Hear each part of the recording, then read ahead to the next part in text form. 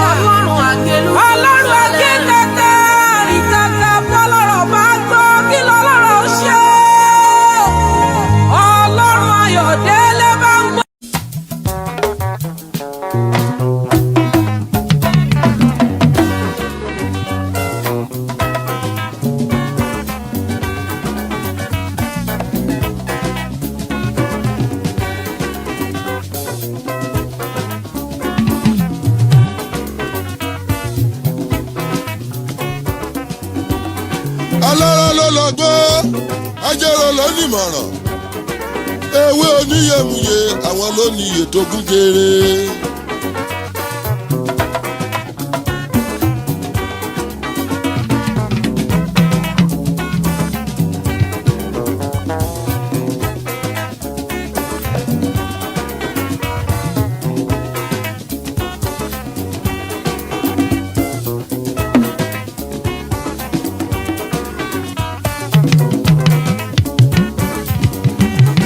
Wa kèrègbè iye ẹ má má gbé mi níye tèmi.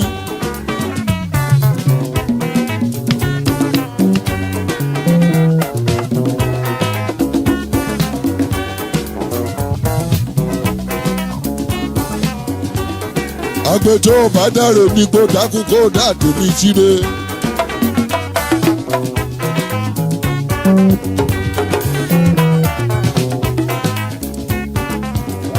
Alùkòjọ́ bá lọ nílẹ̀ oṣù ọ̀dàkùn kó kù tèmi síre.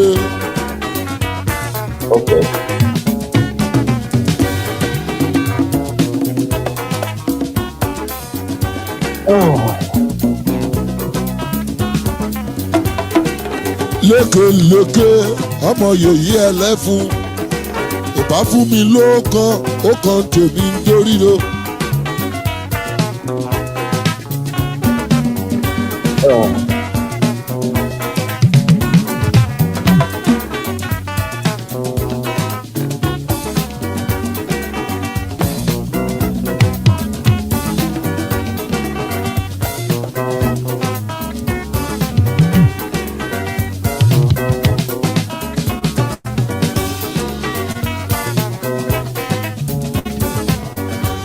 Alẹ́lẹ́ onífẹ̀ẹ́ ńlẹ́ ọ̀gànjọ́ onífẹ̀ẹ́ àjèdodo agbẹ́jì òrọ́gbọ̀rọ̀ yọ àgbàdé bí yéye.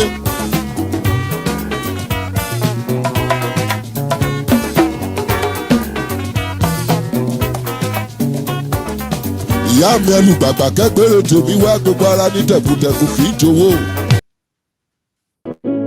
Bánjí ilẹ̀ Ọlágúnjú oníwà tútù tó yàtọ̀. Ìgbà ọdún kan ni o. Mo kí ọ pé ẹni rere. Àmì àṣẹ ni ó máa ṣe torí ẹni yẹyẹlé. Rírọ̀ ní rádàbà lọ́rùn ìwọ onímọ̀ nírà o. Pẹ̀sẹ̀ ní rọ́kókò lágbálá. Bánjí Ọlágúnjú Ìbàdàn là ń bá nílé olóyìn o. Ní mo sáré ọmọ o.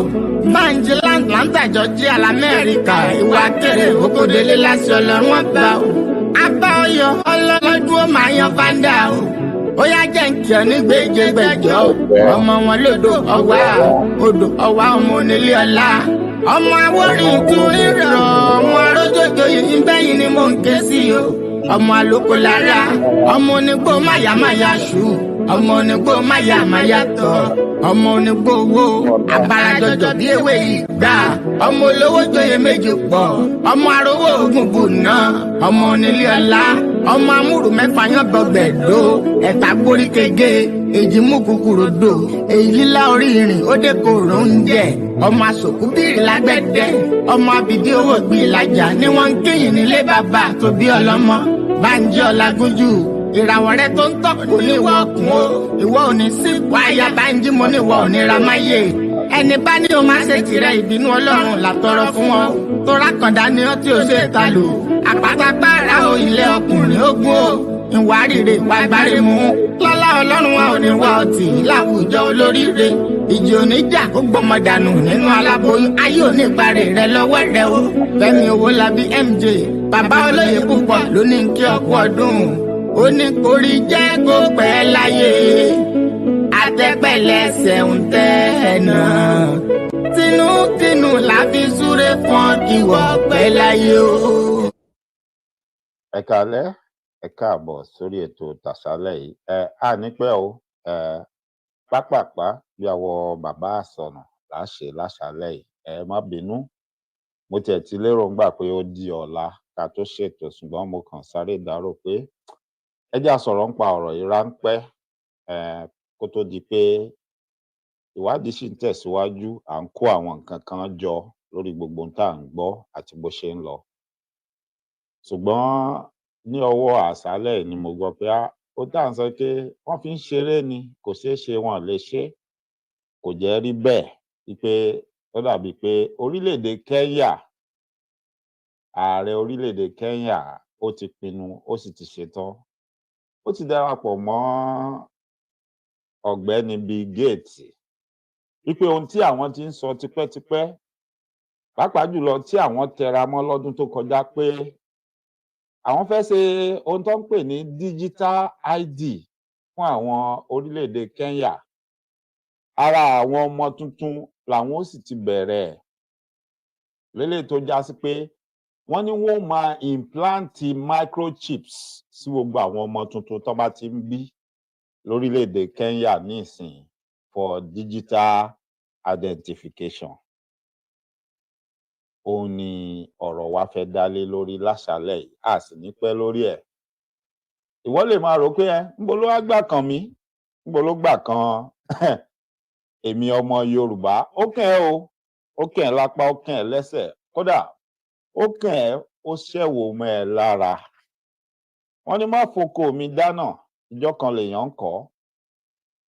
Tó bá ti bẹ̀rẹ̀ níbì kan, tó bá ti gbà á wọlé tó jẹ lọ.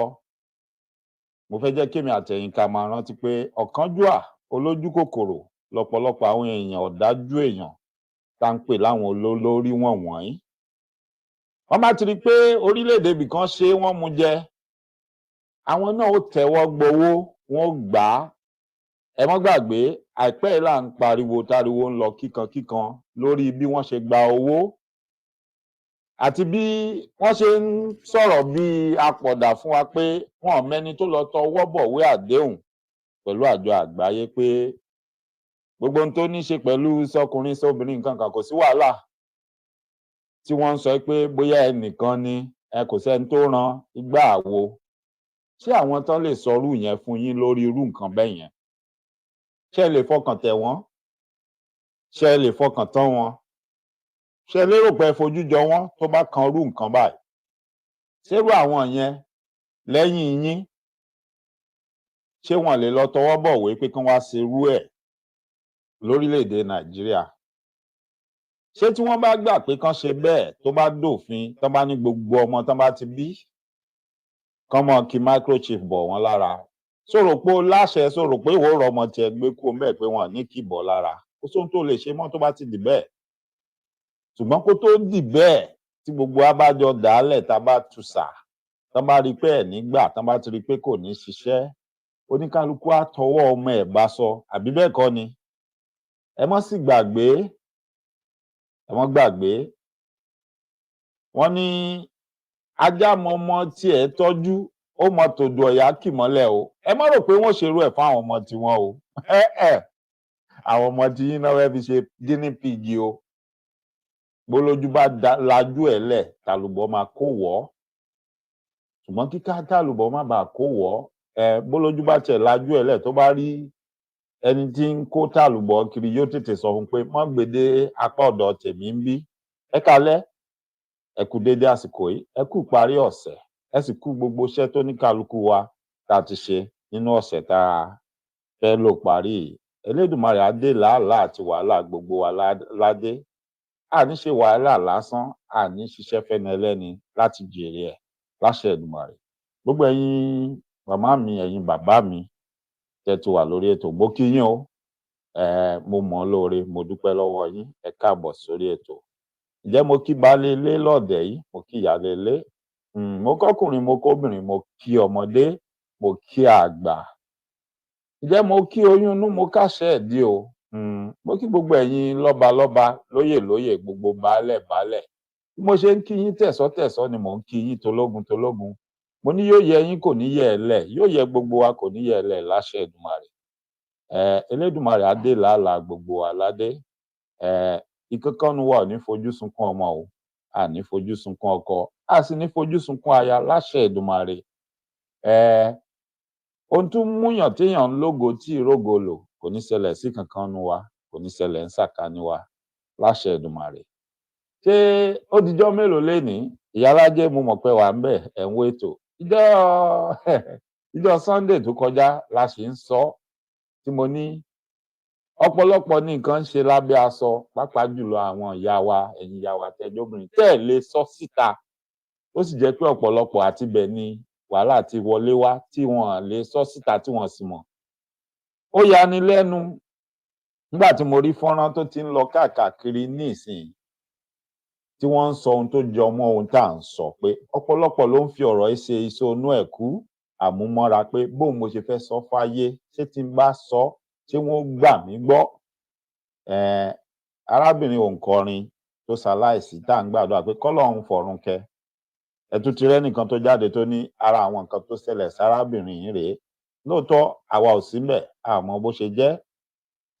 Àmọ́ wọ́n tún ti gbé fọ́nrán kan jáde tí wọ́n ní kárábìnrin gan tó kú fúnra ẹ̀ ó sọ̀rọ̀, ó fẹnu ba ohun tó jọ bẹ́ẹ̀ lélẹ̀ tó ń ṣàpẹẹrẹ tó ń ṣẹ̀rí pé ẹni tó ń sọ̀rọ̀ kò parọ́, kò jayò pa. Olóògbé fúnra rẹ̀ ti sọ ohun tó jọ bẹ́ẹ̀, kò kàn dárúkọ ni. Àmọ́ arábìnrin tó jáde ó dárúkọ. Ṣó jọra wọn àbí ò jọra wọn? Ó tá à ń ṣàpèjúwe tá à ń sọ̀rọ̀ ẹ̀ lọ́jọ́ Sunday tó kọjá. Wípé bó bá yá oníkálukú á jáde, á jẹ́wọ́ ara ẹ̀, á sọ bó ṣe rìnrìn àjò, á sọ bó ṣe jẹ́. Ọwọ́ tó bá ń dùnyàn èèyàn ń kì í sábẹ́ aṣọ. Ọwọ́ tó bá ń dùnyàn èèyàn ń kì í sábẹ́ aṣọ. Ẹlòmíì ó fojú jọ ọ̀rẹ́ ni, ọ̀tá ni wọ́n. Ẹlòmíì tẹ́ ẹ̀ ń wò bí èèyàn gidi pé ó ń ṣàdúrà fún yín, ó ń ṣe yín lóore, ó ń pa ọ̀pọ̀lọpọ̀ lára ni tí ẹ mọ̀. Ṣùgbọ́n nígbà tí ẹni tó ń pa lára ò bá sọ̀rọ̀ síta tí ó fi ráwọn aláàánú tí wọ́n ní ohun tó náà fi ṣe ọ́ yìí àbò ohun tó ń ṣe ọ́ yìí, àwa mẹ́rọ ẹ̀ já fún ọ lẹ́rọ̀ ẹ̀. Bó ló ṣe fẹ́ rẹ́rọ̀, báwo ló ṣe fẹ́ rí ìtúsílẹ̀. Ẹ káalẹ́ lẹ́ẹ̀kan sí. Mo kí gbogbo àbá ṣe ń wọlé. Alàgbà Basil, gọ́fúnà Aládé, mo kí yín, ẹ káàbọ̀ sórí ètò. Ìyá mi, ìyáàfin Olúrẹ̀mí Kílàńkó Ọ̀gábí, mo kí yín, ẹ kú gbogbo ìgbà, ẹ káàbọ̀ sórí ètò. Àní pẹ́, ìyá mi, ìyáàfin Fúnkẹ́ Ìyálájé Global, mo kí yín o, ẹ kújọ́ mẹ́ta, ẹ káàbọ̀ sórí ètò. Gbogbo àwọn dádì wa ńkọ́, gbogbo ara ilé ńkọ́, ẹ ṣé gan ni, ẹ kú gbogbo ìgbà. Gbogbo ẹ̀yin tẹ́ wà lábẹ́ aṣọ, tẹ́ ti kọ kọ́mẹ́ǹtì mo kí gbogbo wa náà ẹ ṣé gan ni tẹ́ darapọ̀ mọ́ wa. Ẹ já sáré jọ gbé ọ̀rọ̀ yẹ̀ wò a sì padà wá ṣètò lẹ́kùnrẹ́rẹ́ lórí ẹ̀ ṣùgbọ́n mo sì ń gbìyànjú àti kó àwọn nǹkan kan jọ tí mi ò tíì rí wọn tán mo ṣe pàtàkì ká sọ̀rọ̀ lórí ẹ̀. Fún gbogbo ẹ̀yin tẹ́ máa wo ètò yìí nígbà tó bá yá mo fẹ́ jẹ́ kẹ́ ẹ mọ̀ pé wọ́n ní ìṣẹ́ ìdédé ṣẹ́. Ajá tó rí ni tẹ́lẹ̀tẹ́lẹ̀ tó ń yọ̀ mọ́yàn tó bá ń gbó wọ́n ní ẹja fura kí ló ṣẹlẹ̀ kí ló yí padà. Àtèmi àtẹ̀yin a ti mọ̀ pé kì í ṣòní kì í ṣàná tẹnu ti ń kun ẹni tí wọ́n ń pè ní Bill Gates. Kódà lórílẹ̀‐èdè Amẹ́ríkà lọ́wọ́lọ́wọ́ oríṣiríṣi ìṣẹ̀lẹ̀ ló ń ṣẹlẹ̀. Tẹ́ bá lọ sórí ẹ̀rọ ayélujára tẹ́ bá Google orúkọ ọ̀gbẹ́ni ọ̀pọ̀lọpọ̀ ohun tí ẹ ó máa kà nípa òun gangan àtìyàwó ẹ̀ yóò yà yín lẹ́nu.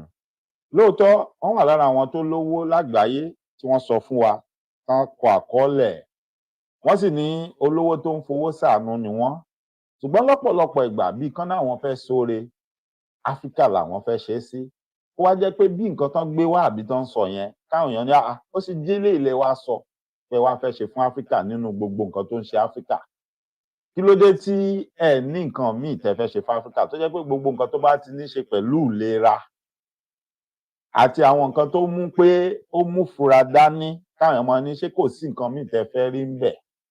Pàápàá jùlọ lákòókò tá a wà yìí tó ṣe pé ọ̀pọ̀lọpọ̀ ẹlẹ́yà funfun ló ń jáde tó ní ẹ jẹ́ á padà sí Áfíríkà ẹ jẹ́ á tún kó wọn lẹ́rú. Àwọn Áfíríkà yìí kò yẹ kán máa gbélé ayé gan ẹ jẹ́ á wá bá ṣe kí ni bá ṣe pa wọ́n rẹ́ lóríṣiríṣi ń jáde pé ó ṣe wá dẹ́gbà yẹn lẹ́yìn ń ṣe lemọ́lemọ́ pé ẹ fẹ́ ran Áfíríkà lọ́wọ́ ṣùgbọ́n nípa oògùn nípa nǹkan tẹ́ mọ̀ fi sára èèyàn nípa nǹkan táwọn èèyàn ó máa jẹ lẹ́tí fẹ́ gbà ṣe ó mú fura dání.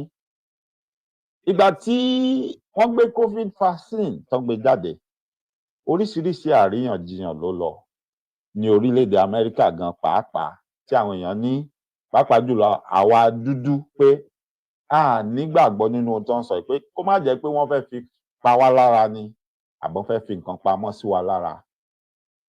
Bí mo ṣe ń bá yín sọ̀rọ̀ lọ́wọ́lọ́wọ́ báyìí lóríṣiríṣi àwọn ìpínlẹ̀ ní Amẹ́ríkà lóríṣiríṣi ìṣẹ̀lẹ̀ ń ṣẹlẹ̀ ṣàdédé ni wọ́n ní wọ́n dédé ń ṣe test fún àwọn èèyàn tí ogunlọ́gọ̀ tí wọ́n ń test positive fún àrùn HIV.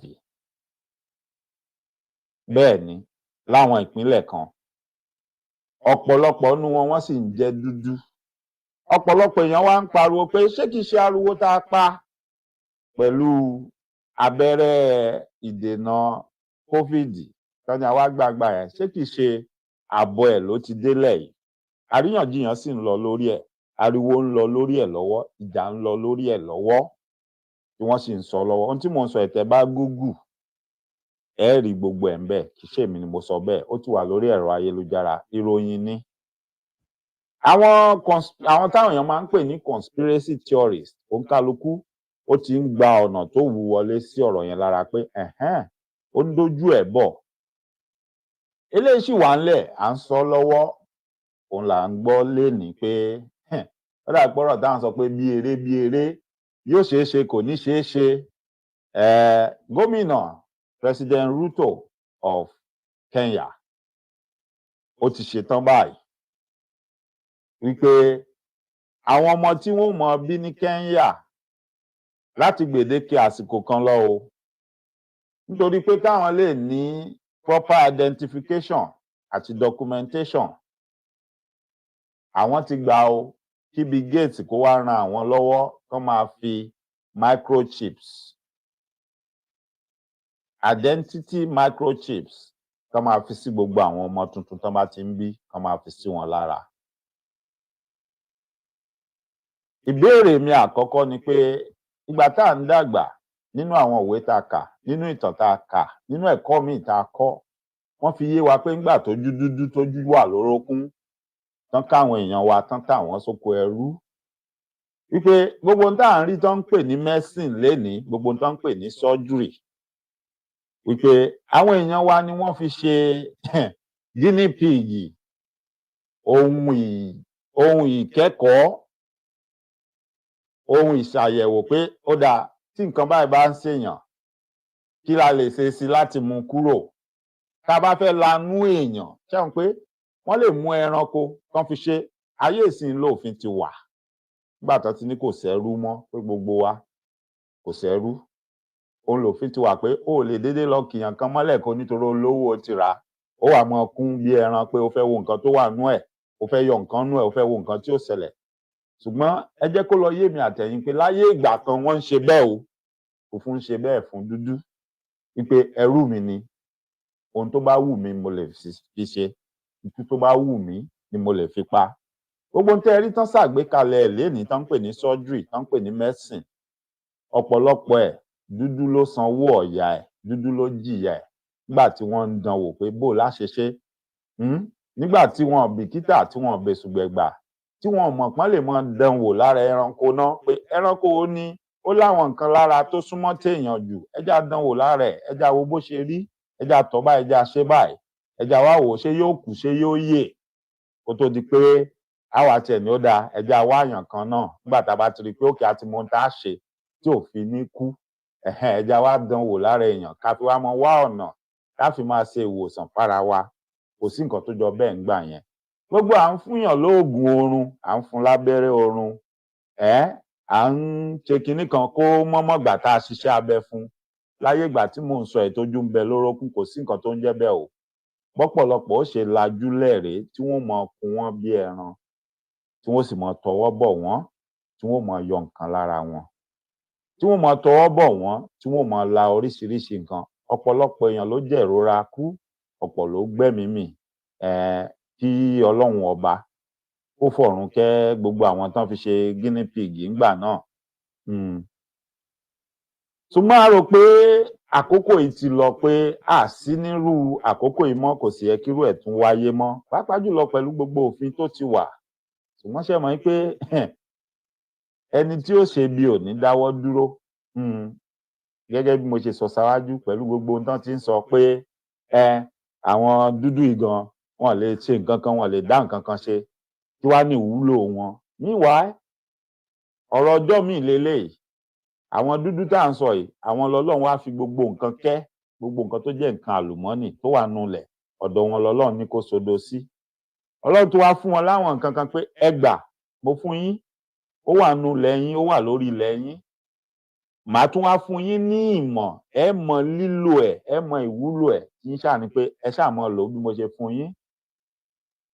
Yóò sì mọ ṣe kí ni, yóò mọ dáàbò bò yín lọ́wọ́ àwọn ọ̀tá yín. Ṣùgbọ́n gbà tó jẹ́ pé nǹkan wa ò jọ wá lójú, wọ́n tàn wá títí àti kúrò nídìí gbogbo nǹkan tẹ́lẹ́dùà tó fi jíǹkí wa. Ọ̀rọ̀ ọjọ́ míì nìyẹn, bó kàn sọ̀rọ̀ ọlọ́bẹ ni. Now, ara àlàyé tán ń ṣe ni pé this new digital ID, ṣé mọ bí èèyàn ṣe ń lọ ilé ìwòsàn, tí obìnrin aláboyún tí ó lọ ilé ìwòsàn nígbà tó bá ti lóyún, tí ó máa gba ìtọ́jú, tó jẹ́ pé tó bá dọjọ́ tí ò bímọ yóò lọ ilé ìwòsàn. Tá bá ti gbẹ̀bí ẹ̀ tán ni wọ́n ti bí pé orúkọ wo lẹ fẹ́ sọ ọmọ yín o, kí ló fẹ́ mọ jẹ́ o, kí lorúkọ bàbá rẹ̀. Tí bàbá náà bá wà ń bẹ̀, ó ṣeé ṣe wọ́n á ní kó tọwọ́ bọ̀wé pé tọ̀, ẹ̀yin lẹ sọ pé orúkọ ọmọ yín rèé o, ìjọ tẹ́ bí lakọ yìí o, ó yá ẹ̀yin náà tọwọ́ bọ̀ pààparọ́ o.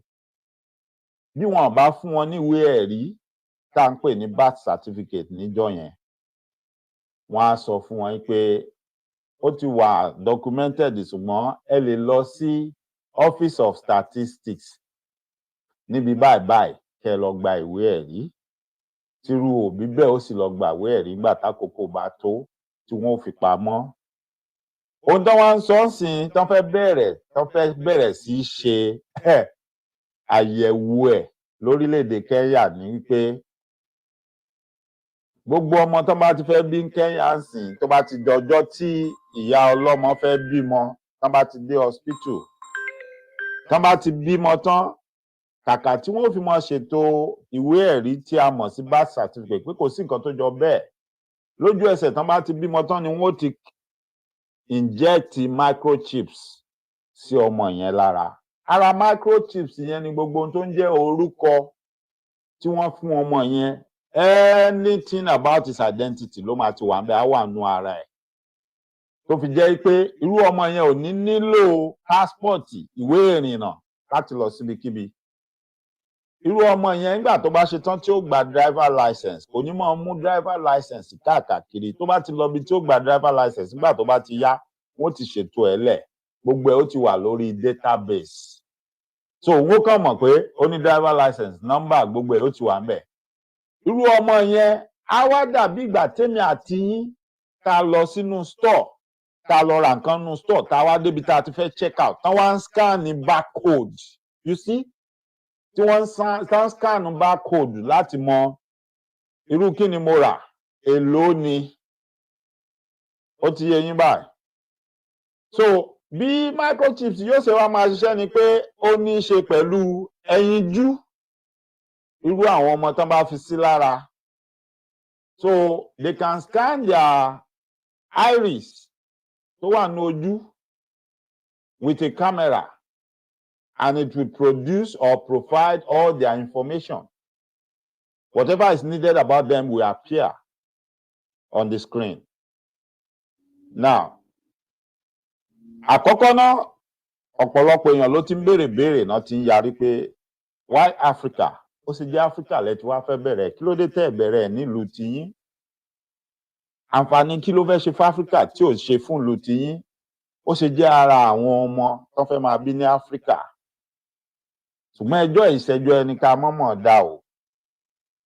Kí ló dé tí ààrẹ orílẹ̀-èdè Kenya gbà wípé kán wá bẹ̀rẹ̀ irú nǹkan báyìí lọ́dọ̀ òun nílùú òun lára àwọn ọmọ tuntun tí wọ́n mọ̀ bí? Torí ẹ má jà tanra wa o. Ká bá ń bẹ́ràn wí ẹja mọ́ bẹ́ràn wí o. Ara àdí tó fi kàn ẹ́ nìyẹn. Nítorí bó ṣe bẹ̀rẹ̀ ń Kenya ń sìn. Nígbà tí ààrẹ orílẹ̀-èdè yẹn bá ṣe tó mú jẹ, mo lè bẹ́ẹ̀ tiẹ̀ pé wàá rí àwọn other African leaders. They will follow suit pé after all wọ́n ṣe ní Kenya. Ohun tí ó dẹ̀ yọ ọ̀pọ̀lọpọ̀ gbà ni pé ṣe rí gbogbo kíní kí ó lè má jẹ́ gbàrà tí wọ́n bá bẹ̀rẹ̀ kíní ìtàn ṣe la máa rí aburú tó máa bá dé àbí tó wà ń di ẹ̀. Ó lè jẹ́ ọ̀pọ̀lọpọ̀ ọdún síwájú la tó máa effect ẹ̀. Ohun tó fẹ́ fi sí àwọn ọmọ lára yìí, àwọn tí wọ́n wá bá wa tán ní ó yá ẹ jẹ́ wọn ṣe sọkùnrin sóbìnrin ká ọ̀pọ̀lọpọ̀ àwọn olórí orílẹ̀-èdè ní Áfíríkà sọ pé rárá, àwa ò ṣe, àwa ò gbà o. Àwọn kan yọ́lẹ̀ gbà lẹ́yìn. Ó ti yé wa báyìí. Ṣé àlérò ń gbà pé wọ́n tún lè lọ tú èrò wọn pa pé okay, ẹ jẹ́ á tàn wọ́n pé kíní yóò ràn wọ́n lọ́wọ́ láti máa identify wọn. Ẹ jẹ́ á fi sí wọn lára. Ṣé a ti rò ó wò? Ṣé ó ṣeé ṣe kó jẹ́ pé kíní ó lè sterilize àwọn ọmọ tó bá jẹ́ ọkùnrin àti àwọn ọmọ tó bá jẹ́ obìnrin kán má lè máa reproduce? Ṣé a ti rò ó wò? Àbí we are just going by nǹkan táwọn èèyàn wọ̀nyí tí wọ́n ń sọ fún wa? Kò sí nǹkan ọ̀fẹ́ kankan. Nothing is free. Kò sí nǹkan kan tó free. Tó bá sọ fún ẹ pé kinní kan free, ọ̀rọ̀ àwùfù náà dey ruin bẹ̀lẹ́ ò débẹ̀ o. Àwùf dey ruin bẹ̀lẹ́, àwùf dey spoil so many things. It is free. We are helping you. What do they stand to gain? What would be their benefit out of it? Question tó yẹ ká máa bíra wa ní. Then pàápàá jùlọ lákòókò tí wọ́n ń sọ pé wọ́n fẹ́ kí àwọn nǹkan kan kó ṣẹlẹ̀ sí àwa dúdú. Ṣé gbà yẹn ni gbogbo kinní ó wá ń wá síta ló wá ń ṣẹlẹ̀? Ṣùgbọ́n ààrẹ orílẹ̀-èdè Kenya ti gbà báyìí.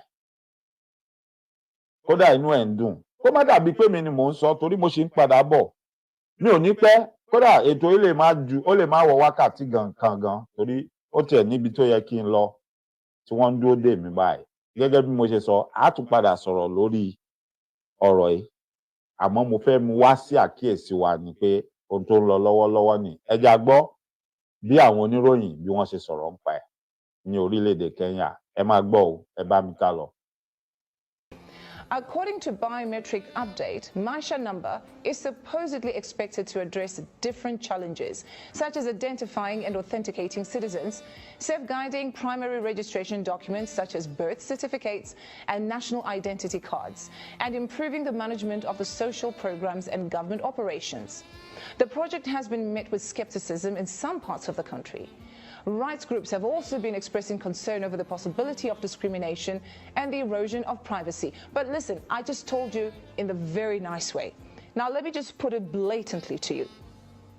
The program targets the birth of new babies.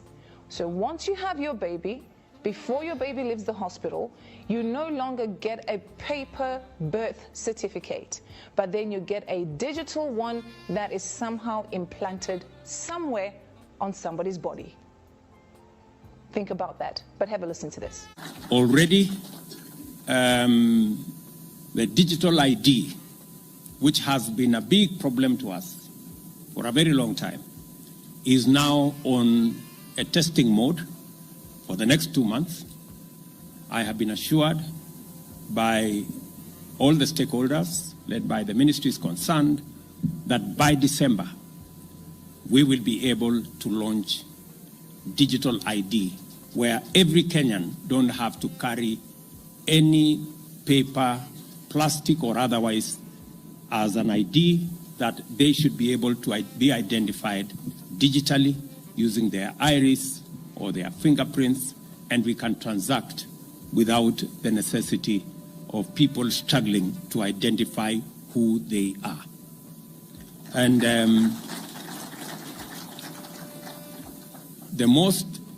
the proudest part of it is that we don't have to spend the billions that we have spent on all the other manenos. Number was announced after a recent series of the closed-door meetings with Kenyan President William Ruto.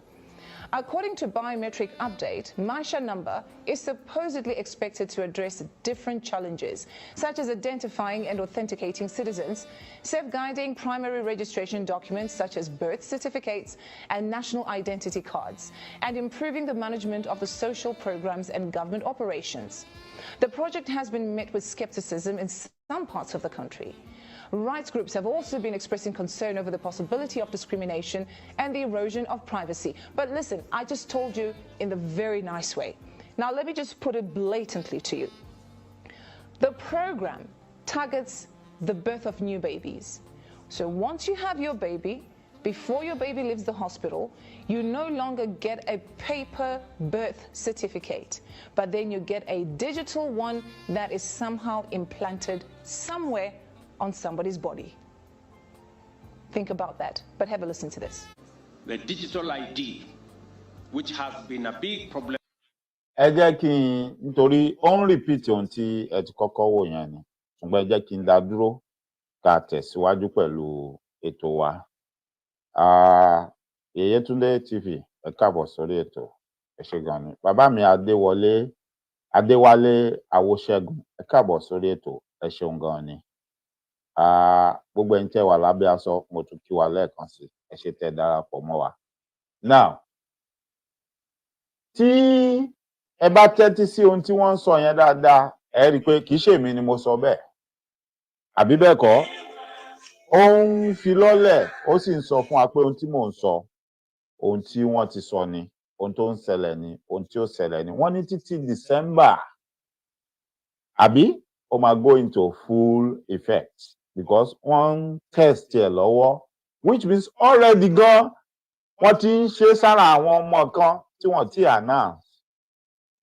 But by December, it's going to become official. Pé yes, ohun tá a máa ṣe ń lu wa ní Kenya rèé o. Mo máa ń sọ kinní kan fún wa lọ́pọ̀lọpọ̀ ìgbà. Mo níṣẹ́ rí àwọn èèyàn wọ̀nyí, àwọn aláwọ̀ funfun wọ̀nyí. Mo ní ọ̀pọ̀lọpọ̀ nǹkan tí wọ́n máa ń ṣe kán tó ṣe lọ́pọ̀lọpọ̀ ìgbà. Ìwọ tó bá farabalẹ̀, ìwọ tó bá ti lóye ẹ̀, àbí tó bá ti réèyàn sí ẹ nígbẹ́rẹ́ pàkọ́, bó bá ti ń wo àwọn sinimá wọn tán máa ń ṣe, mọ́ farabalẹ̀. Mọ́kàn wò lásán kó rẹ́rìn-ín kó dìde kó kú òǹbẹ̀.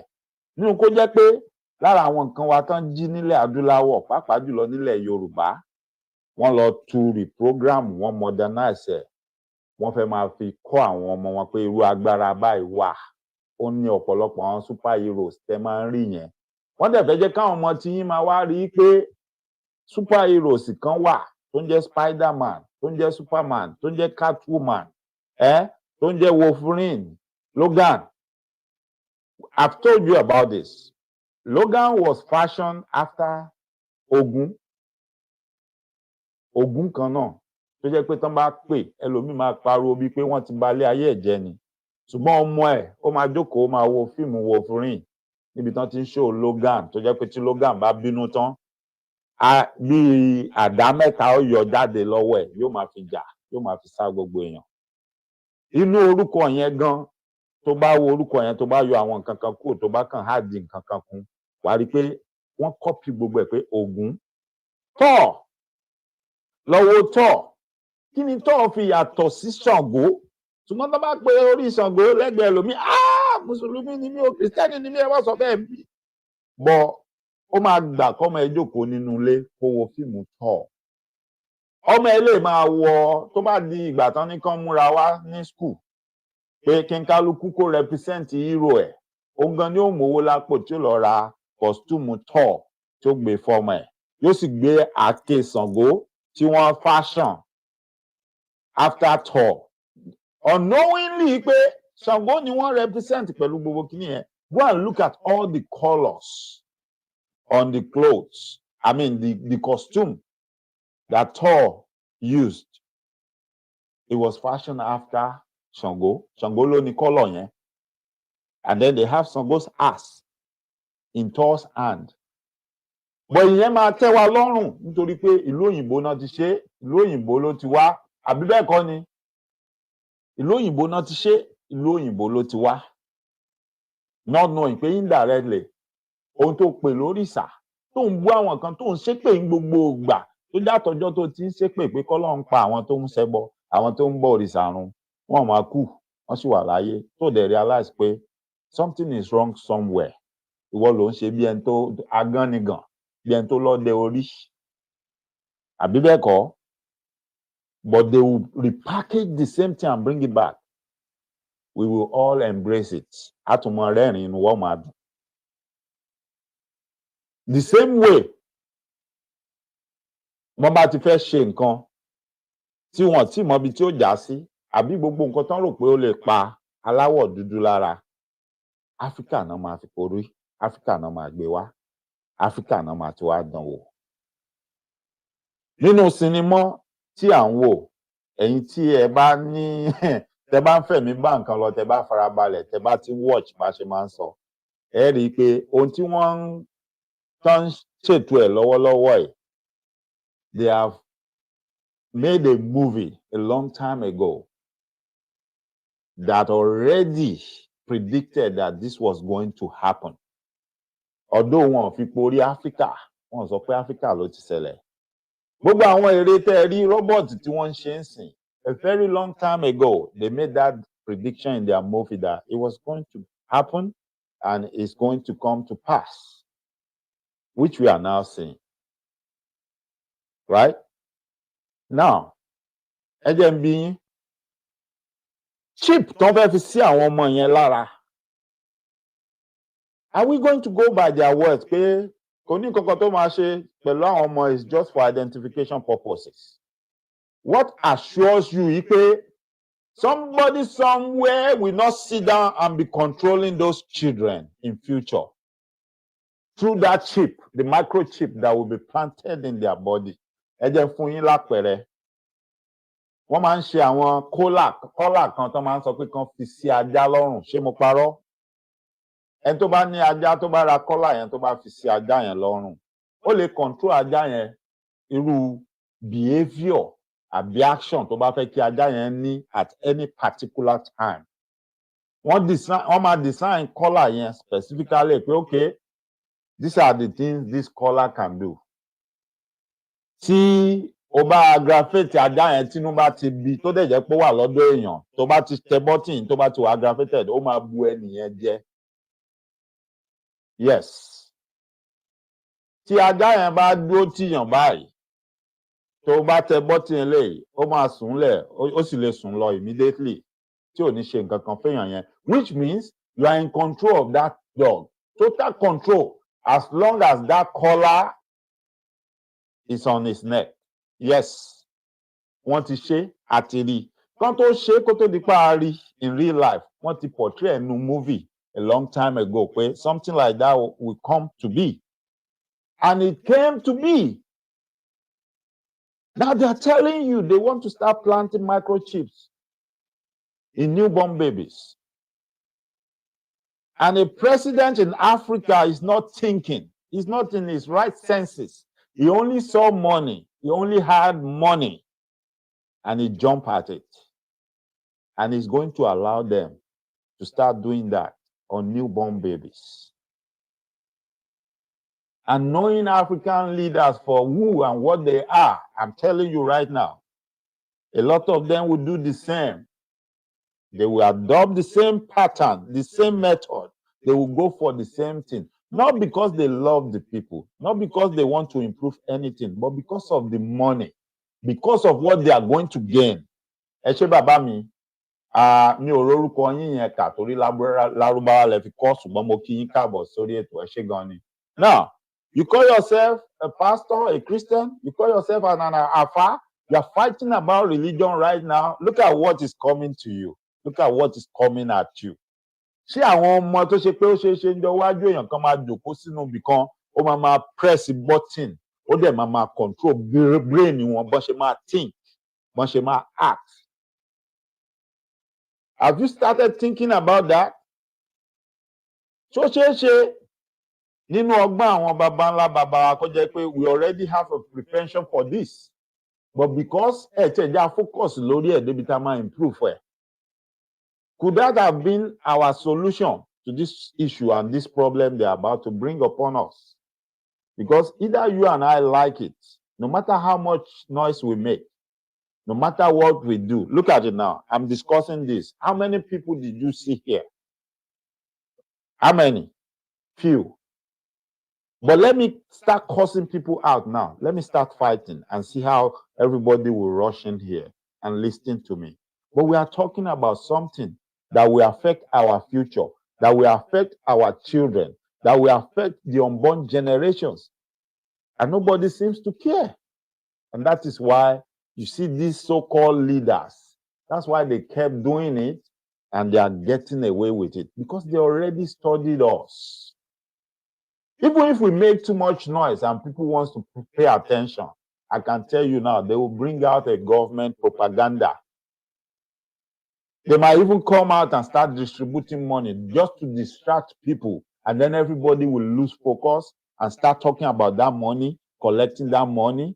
And at the end of the day, before you know what is going on, while they are busy collecting the money, they are already done with what they need to do.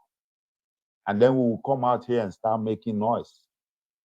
So how long are we going to do this? How long? Already, at any problem, you cannot tell them what is right or what is wrong anymore. They will tell you they know better than whatever you thought you knew. As if that is not enough. Now they want to start planting microchips in newborn babies. And it's going to start in Africa. Africa is the testing ground. Africans are the guinea pigs. Just like in the olden days, they are going back to it again. This time around, without forcing anybody, without beating anybody. Willingly, our leaders are accepting it. Well, you might say I'm wrong. Nobody has really accepted it, or maybe only the Kenyan president is accepting it. But I can tell you right now, I promise you, as long as he accepts it and nothing happens, the rest of them will do. Don't deceive yourself. The rest of them will follow suit. So, ní ìsìn tó ṣẹ̀ṣẹ̀ bẹ̀rẹ̀, òun náà ni gbogbo wa tá bá pẹnu pọ̀ bí àwọn tí ó mọ pariwo ń Kenya bá ṣe ń pariwo páwọn ò fẹ́, tí gbogbo Africa ń pariwo pé what is this, we don't want it, ó possible kẹnu wa tọrọ kẹnu wa gbọ́rọ̀ kárí stop. But if we all want to fold our arms and sit down and say, well, it's only happening in Kenya, kò tí ì sí nǹkan tó kàn wá, ó máa dàbí ọ̀rọ̀ Boko Haram àti ISIS ni. Before you know it, it will be knocking on our door. Ṣé gbà yẹn la fẹ́ bẹ̀rẹ̀ ariwo? Or should we start right now and let these people know pé no, Africa is not a dumping ground. Africans are not guinea pig. Stop testing stuff on us. Stop dumping all the Asado stuff on us. Stop using us as guinea pigs. We are not guinea pigs. Báwo lo ní nǹkan ṣe wá di ẹni tó ṣe pé òun gangan náà wá ń fi nǹkan tó ní náà wá fi ń ní lára náà wá fi ń la lójú? Forget about what anybody is saying anywhere in the world. Civilization started in Africa. It started from Africa. Bẹ́ẹ̀ni, ọ̀rọ̀ ilé òun ṣe àsọdùn. Ìwádìí ti fi hàn. Civilization started in Africa. Àwa la ní, àwa la start ẹ̀. Ìfẹ́ àníjù, kíkó èèyàn mọ́ra jù ló kó bá wa l'Áfríkà. And before we know what is going on, wọ́n ti corrupt àwọn leaders wa. Now they got us where they want us. How are we going to get out of it? So you can see where this is relevant. You can see how this is related to our Yoruba nation struggle. For as long and in as much as we are still under Nigeria, we are not on our own. If this succeeds in Kenya, and then by next year, the Nigerian government decides to do the same thing, what will you do? What will you say? This is to tell you it is high time. When they talk about Yoruba nation, you need to buckle up. You need to do more than whatever you are doing right now. And you need to start thinking rationally. For some of you that are hiding under religion, okay, tell me, will this not affect your religion? Will this not? Or do you think you will go to the hospital and tell them I'm a Muslim? It's against my beliefs. No. Once it becomes law, nobody wants to listen to that.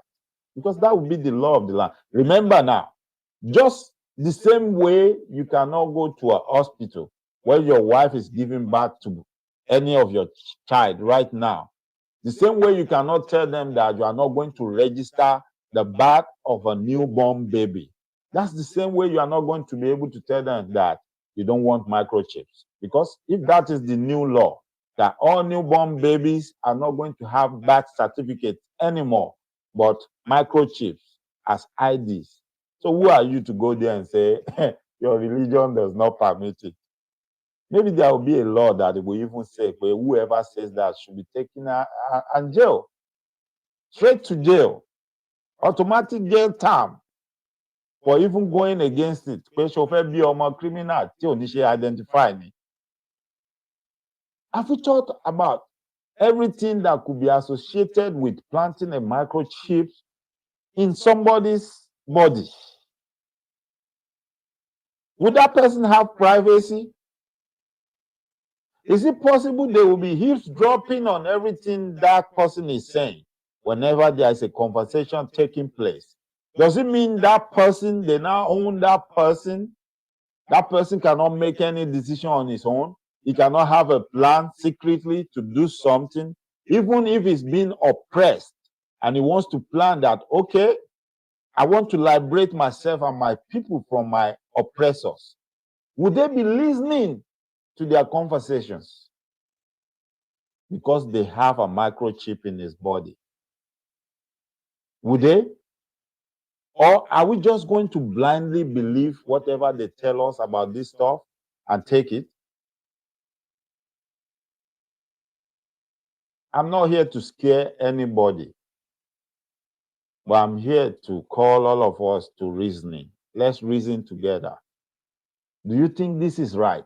Do you think this is the right way to go? Of all the problems in Africa, of all the problems in Kenya, Bill Gates cannot help them in any other way but to bring microchips to be implanted in newborn babies. What is behind that? What does he stand to gain? What would be his benefit?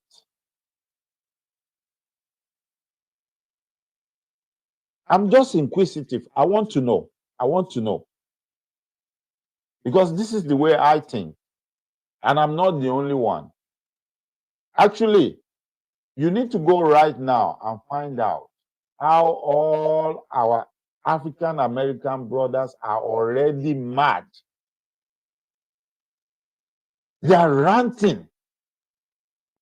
They are highly aggravated right now, and they are asking, are these the people we want to go back to that we think will protect us, that are accepting something of this nature?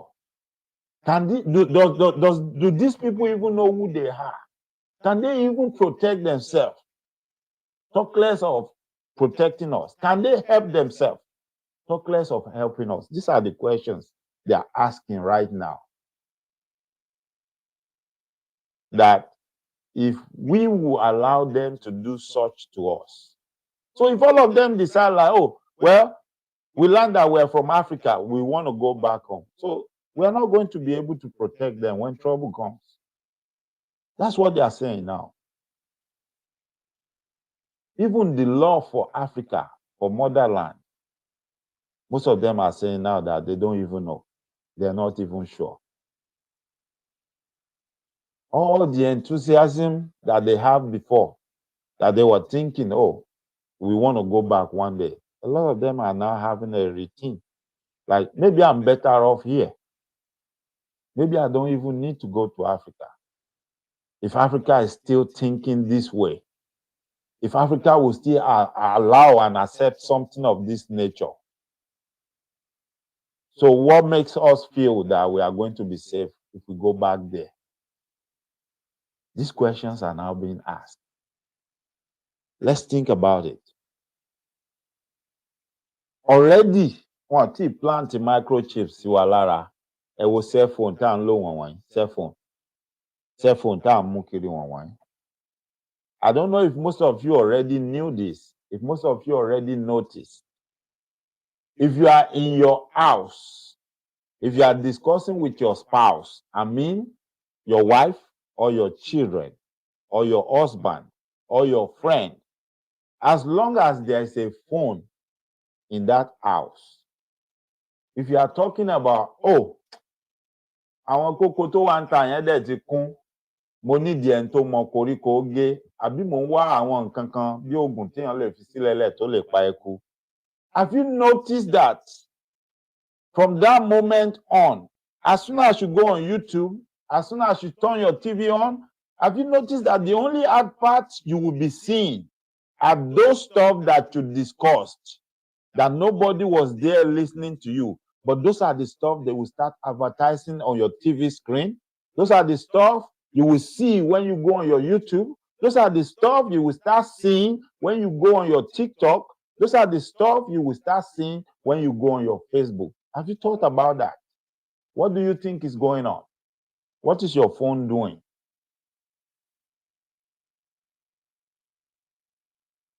Do most of you even realize that all this technology in our new cars, whereby you can connect your phone via Bluetooth to your car?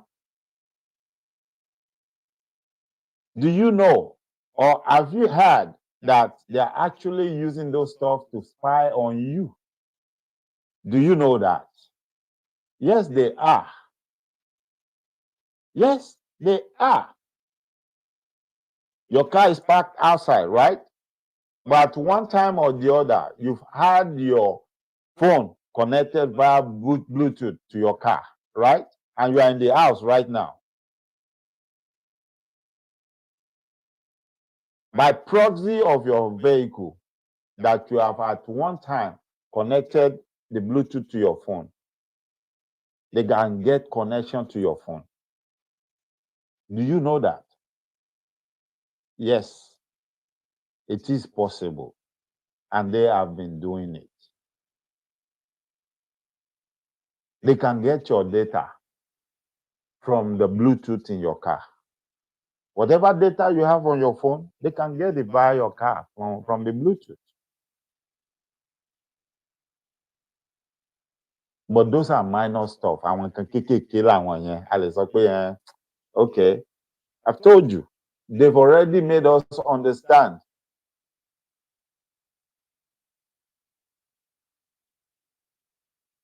Yami Yetunde TV, you see, you and I, we know ourselves.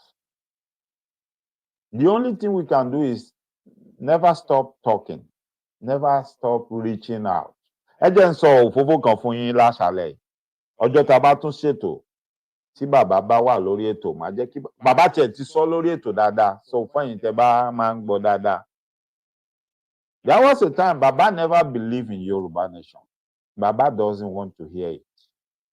But Baba said one day, he was just searching through the internet. He came across some videos. And then he listened and he was like, oh, so we have people like this talking about Yoruba Nation. This makes sense. This is different from every other thing I've been listening to.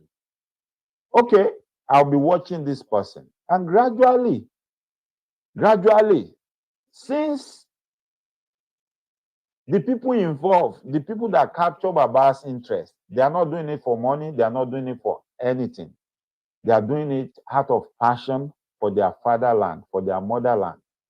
Baba saw the consistency in what they are doing. And that's why Baba started falling in love with, okay, it's a good idea if we have people like this. So it's not everybody talking about Yoruba Nation that doesn't know what they are talking about, or that are just saying it and don't believe in it. That some people are actually talking about it, they know what they are saying, and they believe in it. Yes. So, bó ṣe máa rí náà nìyẹn Yèyétúndé. Ohun tó ní kálukú wa bá mọ̀ ṣe, ibi tó ní kálukú wa bá lè gbà wọlé, ká máa ṣe, ká gbàbẹ̀ wọlé, ká má jẹ́ ó sú wa, ká má jẹ́ ó rẹ̀ wá. Ká dẹ̀ má jẹ́ kí at any time, ká má jẹ́ kí ìfẹ́ owó kó gbanú ọkàn wa àbí kó wọnú ẹ̀ débi tó máa wá ba nǹkan tá à ń ṣe yẹn jẹ́. Ìyẹn ló ṣe kókó. Yes, it's going to take some time. Gbogbo àwọn tí wọ́n gbé ẹ̀sìn àjèjì wọ orílẹ̀-èdè wa, tán gbé wọlé Yorùbá, tán fi ń kó wa jẹ lénìí. Ìjọ kankan ni wọ́n succeed now. Ìjọ kankan ni wọ́n achieve aim wọn. It took them a long time, but it was a gradual process. Ó wà lára ọ̀rọ̀ tá a máa sọ lọ́la, torí lọ́la, I'm coming all out. Full blast for Olúwo àtọmọ lásán, èkejì ajá tó ń pera ẹ̀ ní Mufti. I'm coming out full blast for them tomorrow. Yes. Ó wà lára ohun tá a máa sọ. Because ṣẹ́rí àwọn nǹkan kan tí ń unfold lójú wa, but people are not paying attention. Kò nídìí kéèyàn kankan ṣẹ̀ṣẹ̀ máa wá sọ fún wa pé àwọn tẹ́rí tán ń pariwo pé ẹ̀sìn làwọn ń ṣe, pé iṣẹ́ ẹ̀sìn náà ń ṣe. They have an agenda to take over all the Yoruba land and turn it over to their Fulani friends. At whose expense? At our expense. One of the Besubegba. From their utterances, their actions, even what they are doing. Wọ́n ti sọ gbogbo mission wọn. But ìdí ẹ̀ tí àwọn tó ń pera wọn ní gómìnà ńlẹ̀ Yorùbá tán fi dákẹ́ tán ń wòran, ìyẹn làwọn fẹ́ máa kọ́ọ̀lù gbogbo wọn out now, la fẹ́ wá wò pé, okay, what's going to happen? What are you going to do? Are you going to keep looking and watching these people until tí wọ́n máa dá gbogbo wàhálà ilẹ̀ tí ò ní lójútùú mọ́? Ṣé wọ́n máa wò wọ́n ràn until tó bá di pé ẹ̀mí ń bọ́ kán tó wá láwọn fẹ́ ṣe nǹkan sí? Ìyẹn làwa fẹ́ pariwo wọn. Irọ́ o, tó bá ń mu gbó kó mú nínú yàrá ẹ̀ kó jókòó síbẹ̀, kó dẹ̀ má jáde wá sọ nǹkan kan, dẹ̀ ìgbà yẹn lẹ́nìkan filẹ̀. But as long as he can come out and open his mouth, ẹ gbàgbé ẹ̀ à nífìlẹ̀ o tó ráwà níjẹ́ ó bà lù wá jẹ́ but that's by the way ẹ̀yin ìyá mi ẹ̀yin bàbá mi gbogbo gẹ́gẹ́ bí mo ṣe sọ fún wa mo kàn wá ṣe fọ́nrán eléyìí láti pe àkíyèsí wa sí ni pé this is happening, it's happening already. This is not ọ̀rọ̀ tàbí ṣùgbọ́n. You have the man. He said by December. Plan ẹ̀ ni pé by December it will go into full effect. Gbogbo ohun tí wọ́n ń sọ yìí. They are already doing it. Tẹ́ bá ti rí wọn tó ń sọ pé kìnnìkan wọ́n ti ń test kìnnì yẹn lẹ́yìn aṣọ. But for the man to be bold enough to say by December, that means wọ́n ti finalize and they believe pé kò sẹ́ni tó lè yà wọ́n lọ́wọ́ ẹ̀ wò àbí tó lè dá dúró. But you see, if people rally round on time, yes, December súnmọ́, but there is still time. Tí àwọn náà bá rí wàhálà tó ju ẹ̀mí wọn lọ, wọ́n máa jáwọ́ lórí rándanràndan tán náà fẹ́ ṣe yẹn. But because a lot of things can go wrong with this thing they are talking about. How do I trust you pé gbogbo nǹkan tó ní microchips yẹn máa ṣe nìkan ló máa ṣe kò ní ṣiṣẹ́ mi pẹ̀lú ẹ̀? Does that now mean once this goes round the whole of Africa, they can remotely control all our children one day and then just turn them into slaves again? I'm just saying, this is just a thought. It came to my mind like, wait a minute. Are we really going to allow this to happen? Are we really going to accept this? Do you think they will allow this to happen in America? Do you? Do you think so? No. Do you think Russia will allow this to happen? Do you think Britain will allow this to happen? It's a question. If no, then why Africa? Why Africa? Why is it always us? Why are we the one that are always accepting all this stupid stuff that can hand us one day? Kí ló dé tá máa ń finá ṣeré? Kí ló dé tá máa ń finá sórí òrùlé sùn gbogbo ìgbà? Why? Why are we doing that? These are the questions we need to start asking ourselves. This is not the end of this topic. I'm coming back to it. Like I said, I just came out to do this, and I'm going to round it up right here, right now. Mo fẹ́ kí gbogbo wa tá darapọ̀ mọ́ mi lórí ètò lásàlẹ̀. Bàbá mi Rasheed Adek, ó kí yín, ẹ ṣé gan ni. Ẹ káàbọ̀ sórí ètò. Màmí Ìyáàfin Yẹmí Fòlúkẹ́, ẹ kú ọjọ́ mẹ́ta. Ẹ káàbọ̀ sórí ètò.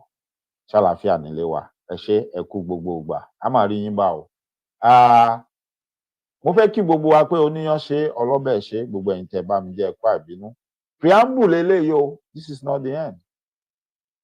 Ọ̀rọ̀ tí mo sọ yìí tó bá dàbí rọ, ẹ lọ online ẹ Google ẹ̀ pé Bill Gates ó fẹ́ implant chips sí ara àwọn newborn babies in Kenya. Ẹ lọ Google ẹ̀, ẹ lórí YouTube, ẹ kọ the same topic. You will see different videos. Listen, watch them. And if possible, if you have the chance to talk to somebody about this, let's spread the news. We don't want this in Africa. We all need to start saying it. If we need to start a hashtag to disgrace them, to embarrass them, let's start it. Whatever we need to do. When there's a sinking ship, ọkọ̀ ojú omi tó ti ń tẹ̀rì tá a ti mọ̀ pé ó fẹ́ rì, what needs to happen is everybody needs to start grabbing whatever they can grab hold of. Àbí hope tó bá kú náà ló ní kálukú máa sáré máa dù gírígírí máa wá kiri, right? So if our last hope is okay, if we can't do anything, we can make noise on the internet and shame them. Let's start doing that. If that's the route, if that's the way to go. Yes, I'm not from Kenya, but I already know this. If it happens in Kenya, and it goes unchecked, I promise you, it's going to happen in the other African countries. But if we can make noise and stop it from happening, then you and I can go to sleep with our 2 eyes closed and know that, and know that even if they are going to do it, they are going to have to re-strategize. They are going to have to rethink. But if we are smart enough, we can turn the table around. But first thing first, how do we stop this? What do we need to do? My own first suggestion is, let's start the hashtag. Let's start the noise. Let's start shaming them online. Let's use their tool against them. Yeah, they created all these tools to brainwash our children. But let's start improvising. Let's use our enemy's tool against our enemy. Let's start doing that. And my prayer tonight is, may Eledumare help us. May Eledumare guide us and teach us the right way to go on this. Mo dúpẹ́ lọ́wọ́ gbogbo yín o. Lágbára Ọlọ́run láṣẹ Èdùmàrè. A máa lé sí ní ànípẹ̀ní. A dẹ̀ máa rí nǹkan rẹ̀ bára wa ṣe. Ojú ìtìna alẹ́, ojú òní tì yín, ojú òní tì mí láṣẹ Èdùmàrè. Bí mo ṣe ń gbàdúrà pé mi ò ní fọwọ́ mi gbọ́mọ sí, mi ò ní fojú sunkún ọmọ. Mò ń gbà fẹ́yìn náà pé ẹ̀ ní fọwọ́ yín gbọ́mọ sí, ẹ̀ sì ní fojú sunkún ọmọ. Gbogbo tó ń dùn yín nínú, tó ń dùn mọ́ yín, tó ń pa yín láyọ̀, kò ní bà yín nínú jẹ́, kò sì ní pa yín lẹ́kún láṣẹ Èdùmàrè. Mo fẹ́ máa fi eléyìí dágbére fún gbogbo wa. Kì í ṣe ti kú, kì í ṣe tàrùn. Nítorí pé kí ni, a pàdé lọ́sàn-án ọ̀la láṣẹ Èdùmàrè. Àmọ́ títí dìgbà tá a pàdé lọ́sàn-án ọ̀la, mò ń kí gbogbo wa wípé a kúṣẹ́ tá a ti ṣe lọ́sẹ̀ yìí. Elédùmarè adé làálàá wa ládé. Lágbára Ọlọ́run láṣẹ Èdùmàrè, àwa la jọrọ̀, la jèrè gbogbo iṣẹ́ ọwọ́ wa. Gbogbo ogún wa, ìlágùn wa kò ní já sásán. Lórí ọmọ, lórí aya, lórí ọkọ, lórí ẹbí, lórí ará, ìlágùn wa, làálàá wa kò ní já sásán. Gbogbo apátá la jèrè tá a fèrè jẹ̀kọ. Elédùmarè á kọ́ wa mọ̀ ọ́ ṣe. A ní pasán o, a ní tasán, a sì ní rasán láṣẹ Èdùmàrè. Gbogbo ìgbà tó ní kálukú wa tá a bá bọ́ sórí ibùsùn wa tá a bá lọ sùn, a ní tójú oorun dójú kú o, a ní tójú àládé kòtò. Ẹlẹ́mìí ò ní gbà kó tó dọ̀la. Gbogbo àlà pẹ̀ láyé, àádàgbà, àfẹ́rìgìjòbì, àfọwọ́páwú láṣẹ Èdùmàrè. Gbogbo bó ṣe wù kó ní kálukú wa ká wá dàgbà tó, a ní dàgbà yà, a ní dàgbà òsì, a ní fàìsàn lògbà, a ní fìnira lògbà. Ayé ò ní fẹ́ gbà fún wa lóúnjẹ jẹ. Àmọ́ rí ni àmọ́ béèrè, àmọ́ rí ni àmọ́ béèrè pé táwa ló ń sọ wótòwótò látàárọ̀. Èmi Dr. Mike Ọlá Bánjí Ọlágúnjú Egunjẹmí Ifágúgú yín kan báyìí. Ọmọ wọn lódò ọwá. Èmi lọmọ àtàkìtì lórí ìrókò, ọmọ àfẹnugbégbá ẹbọ. Èmi lọmọ ajíwìjíwì fọwọ́bẹ eégún tẹ́lẹ̀. Mo ń dágbére fún gbogbo wa pé oorun ayọ̀ lásùn o. Ìyáàfin Florence Ọ̀nàdẹ̀rù, mo kí yín, ẹ káàbọ̀. Mo kí yín o, bàbá mi Dire, ẹ káàbọ̀ sórí ètò, ẹ ṣé gan ni. Bàbá mi Sunday Adébáyọ̀, mo kí ẹ̀yin náà. Ẹ jẹ́ ká pàdé lọ́sàn-án ọ̀la lórí ètò lákọ̀tún. Ẹ ṣé gan ni o, a máa rí rè bára wa ṣe. Ó dàárọ̀. Bánjí ilẹ̀ Ọlágúnjú, oníwà tútù tó yàtọ̀. Ìgbà ọdún kan ni o. Mo kí ọ pé ẹni rere. Àmì àṣẹ ni ó máa ṣe, torí ẹni yẹyẹlé. Rírọ̀ ní rádàbà lọ́rùn, ìwọ ni mọ̀ níra o. Pẹ̀sẹ̀ ní rọ́kókò lágbálá. Bánjí Ọlágúnjú Ìbàdàn là ń bá nílé olóyin o. Ní mo sáré ọmọ o. Bánjí Atlanta Georgia l'Amẹ́ríkà. Ìwà kéré òkòdélé láti Ọlọ́run ọba o. Abá ọyọ ọlọ́lọ́dún ó máa yan fáńdà o. Ó yá jẹ́ nkì ọ ní gbèjègbèjọ́. Ọmọ wọn lódò ọwá, odò ọwá ọmọ onílé ọlá. Ọmọ awórin tún rírọ̀, ọmọ arójòjò yìí bẹ́yìn ni mò ń ké sí o. Ọmọ àlòkò lára, ọmọ onígbò máyàmáyà ṣù, ọmọ onígbò máyàmáyà tọ̀.